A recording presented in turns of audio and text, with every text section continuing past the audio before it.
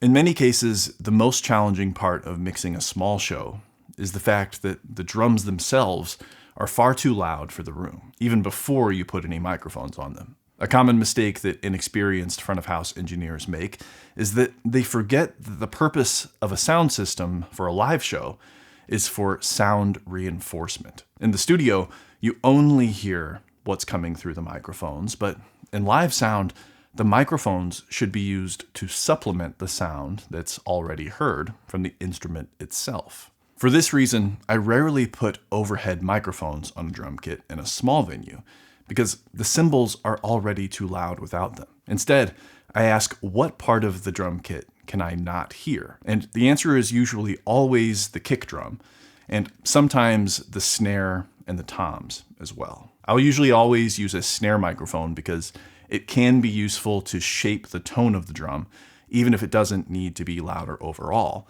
And tom mics can provide a closer sound, which is appropriate for many genres. So depending on the genre you're mixing live, tom mics could be helpful too. Assuming the goal is to create a mix that sounds balanced, the PA system in a small venue should probably be used to help the other quieter instruments. Making the drums louder overall is a common technique for larger shows, and that also gives you even more control over the timbre. But in a small venue, it's just going to make things louder.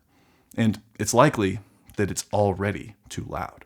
For most genres, the most important instrument on stage is often one of the quietest, that is, the lead vocal. And because the voice is so quiet, you often end up needing a considerable amount of gain to bring it up to the level where it can be heard over the other instruments on stage. A lot of people start sound check with the kick drum, then the snare drum, and then the other instruments, leaving the vocals until the end.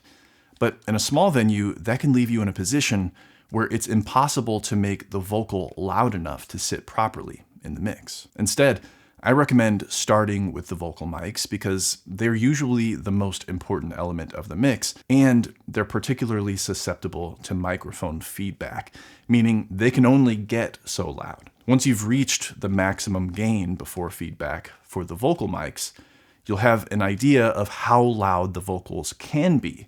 Then you can set the levels for the other instruments around the vocal.